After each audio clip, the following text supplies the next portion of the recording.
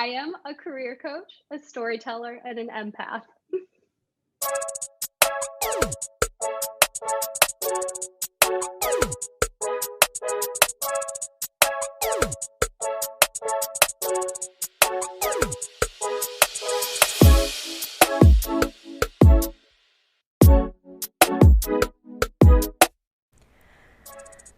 General Assembly is an experiential education program that offers coursework ranging from software engineering and data science to digital marketing and project management. Courses are offered on either a part or full-time basis and enable students to enhance existing skill sets or to develop new ones entirely. Today's employment market is incredibly demanding and requires that any competitive employee be equipped with a wide array of technical skills. To meet this need and to close the skills gap, General Assembly established itself as a pioneer in career education. The company began in 2011 as a shared workspace and has since evolved into a unique learning experience with over 30 campuses globally, plus an alumni network of over 70,000 graduates. On this week's episode of Yuptown, we'll be speaking with General Assembly career coach Chelsie Noble about the organization's many course offerings and discuss career navigation tips and tricks. I'm Victoria Principato, and this is Yuptown. But thank you so much for being on the show today. I appreciate it. Welcome. Oh, thank you. I really appreciate you having me, and it's so fun to connect, even though we're virtual. I feel like this is the only way we're doing this nowadays, and so we have this great opportunity to meet people that aren't right next door to us. So yes, absolutely. Maybe you could start out by telling us a little bit about General Assembly and its mission. Absolutely, yeah. So GA, as we call it, is a global tech education space. So we teach three major immersives, which are software engineering, user experience design, and data science. And that's for folks that are really looking for a career change, that are taking this program on full time. It's a huge commitment. But then beyond that, we also teach everything under the sun when it comes to tech, as well as like entrepreneurship and career development. So we really touch a lot of spaces, but it's all about providing this space for people to learn in maybe not a traditional education setting, but still be able to make a big transition or leap. Wow, that's incredible. And especially because the workforce is changing so quickly, and there's so many different skill sets that people need to be impactful workers. So I feel like the wide offerings that GA has are really useful. So how did you come to join General Assembly, and what's your role there?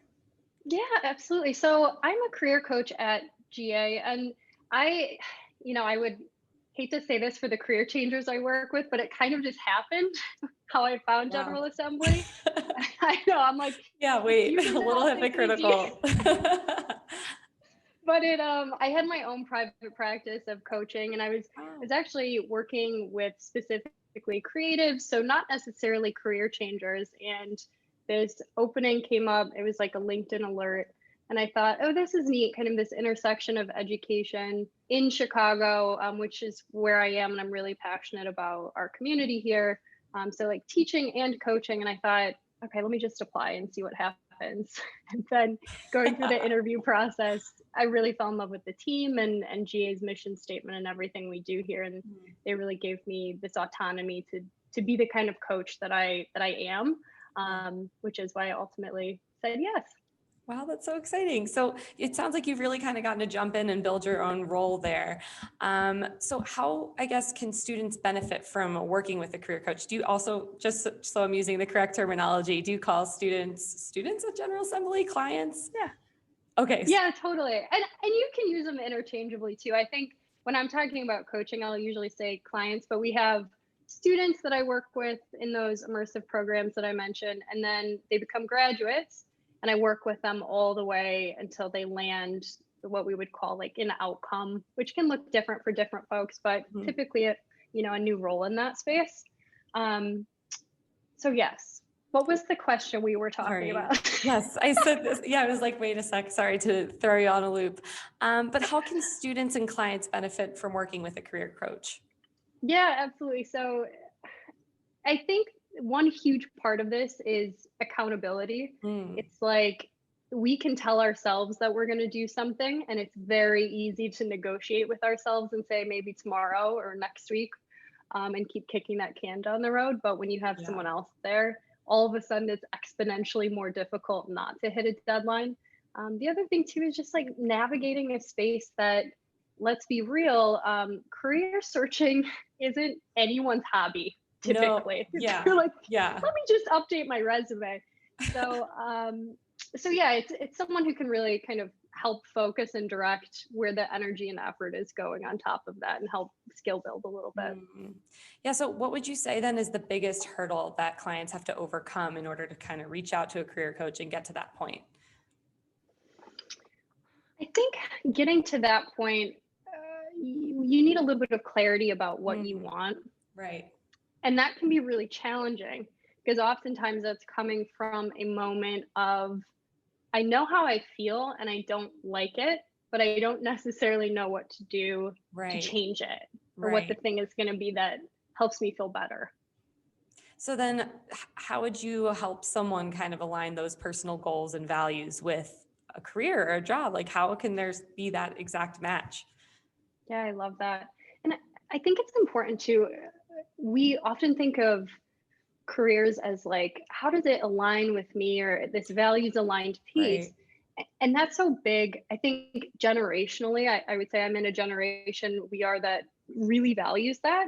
But it doesn't have to be that way always. You know, I think it's validating that piece too of, sometimes work can just be work, and that's okay. Yeah, beyond that, it's like, okay, think about your values in life in general. And I always say, like, let's just Google a list, maybe write down the top 10 that are coming up for you, and then scale them from like 1 to 10. How important is that?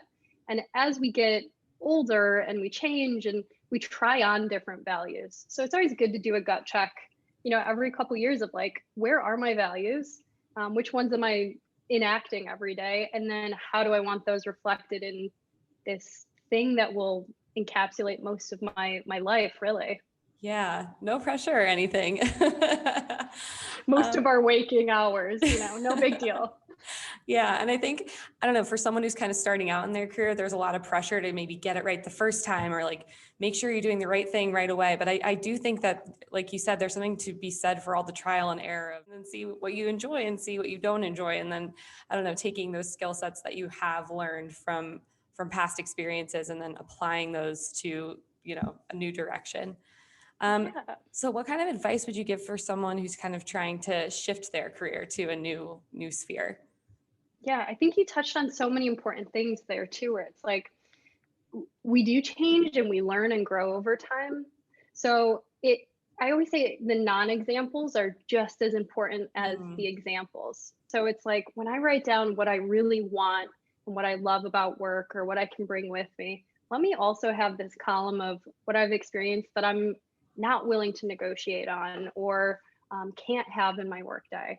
And then I think moving forward, a lot of it is, you know, we talk about imposter syndrome a lot in the industry of going into this new space and either not believing that we can, or thinking that everyone around us knows that we're a phony.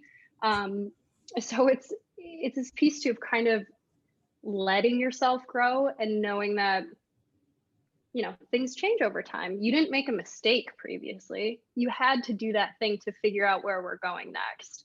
So even just writing out a timeline of your life, your career, your working life, and saying, you know, this is where I went and why, and see if you can pull out some common themes. I think that'll help with identifying some values too. Yeah, that's such a good point. I think like kind of making things quantifiable to a degree can be really useful. I know I just remember in business school, we always talk about making goals that are SMART. So it's specific, measurable, actionable. Let me see if I can remember. Realistic and timely. Yeah, nailed it. Okay, A+. Yes. Yeah, those are so important in coaching. And it's a lot of it is just sitting with clients, going through those of like, okay, what's the big goal? And let's make it a baby step. In addition to short-term courses that enhance existing skill sets, General Assembly offers longer-term, more immersive courses for candidates interested in learning new skills entirely. These intensive courses provide students with the expertise they may need in order to break into new industries, with a particular focus on trainings in software and technology. We work with a lot of folks, clients at GA, that take this immersive and maybe their background is in, like deeply rooted in nonprofit, or they've led different businesses throughout the years and they're not looking for a junior level software engineering role. Right. Then we can get creative of like, well, where do you see yourself? What does the perfect role look like? Is it, things come up, maybe it's product management, maybe it's something else. But I always encourage folks too to just write down your dream job, like be fantastical about it. What comes up? And then you'd be surprised what's out there. I think that's the changing workforce too of, right. It's not the cut and dry ladder of went to school for this, got a job, made my way, up. I think we can be a little bit creative and play in different spaces. That is so comforting to hear, because sometimes I think, I don't know, you start out in one path and then you're thinking, oh, I don't know if this is for me. And I don't know, I definitely think you're right about the generational workforce.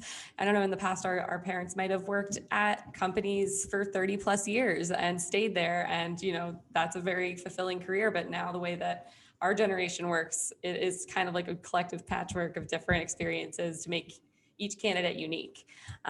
So it is comforting to hear that there are opportunities to make that switch. Yeah, you're so right. And that's kind of things in the workforce, and technology is changing so quickly too, that I don't even know how possible that route, and I know that could be scary for some folks listening, but how possible that, 30-year commitment to one place and one path is really. It's more about how do I adapt? How do I keep this growth mindset with me the whole time, knowing, if I don't know it now, that's okay. I'm perfectly capable and I can learn that. Yeah. So then how do you see the workforce kind of shifting with these COVID times that we're in? Yes, I mean, I haven't looked at the Zoom stock prices right now, but I have to imagine it's just, we were forced to change. I think there's a lot of opportunity and growth in that. Sometimes we can opt in to change and growth, and other times it's like, well, here you go. You were in person on Friday and now you're remote Monday. Good luck. But I do think the world of working in a space 9 to 5 every day is gone. Yeah. Even for the most, what I would consider like a little bit antiquated professions, like government, for instance. Well, now we're seeing court hearings online and things like that. It's like things that said we could never do or could never be done. Like, well, we can. And we have to. And we have to. Yeah. So I just think we're going to see a measurable change this like before COVID time and after COVID time. And the backbone of that is going to be technology. We need it. Definitely. Chelsie, I don't know. I don't have many more questions for you. Do you have any other questions for me? Yeah. How do you see your career growing over? Where are your curiosities? Let me ask you that. What do you love? Oh man, what do I love? Well, right. I started out I studied finance in undergrad, and I've been working at WeWork for the past 2 years. So that has been a collective experience in itself. I've really kind of gained different skill sets that I didn't think I would have. But obviously starting a podcast is a little bit of a stretch and definitely different. But I'm having so much fun. I've always been someone that enjoys talking to people. And they sell these on Amazon for like $30. So work. I love that. Working. Yeah. It's fun. I don't know. I've never really worked with editing or, audio before, but now I'm kind of gaining that skill set, and it's a lot of fun. I think having a little bit of a creative outlet is good, especially in quarantine, where you're kind of trapped. That's so cool. And I think, everyone can strive for that too, where it's like, hey, if my 9 to 5 doesn't meet this criteria, like if I'm not being creatively fulfilled, what's the other thing that I want to add in? That's so neat that you're doing that. Oh, thank you. Yeah, I think and like at first you kind of do go into your job thinking like, oh, well, it's going to check every box for me. And then if it doesn't, it's like, oh, never mind. But I do think you can kind of collect different areas of fulfillment from different things, and you have to kind of figure that out for yourself. It just takes time. And I think being patient is important. Totally. The comparison I always make with this is it's like romantic relationships. Like you can't expect everything out of your job. You need friends to supplement that, and Yeah. you learn and make concessions. It's so true. That's so interesting and a great way to frame a career hunt. Yeah, totally, Yeah, so totally. it's not helpless. Keep swiping. It'll be fine. Yep, it's like at one point, Yeah, it will when are we happen. gonna? Yep, exactly, exactly. And you got to go through a lot sometimes to get there.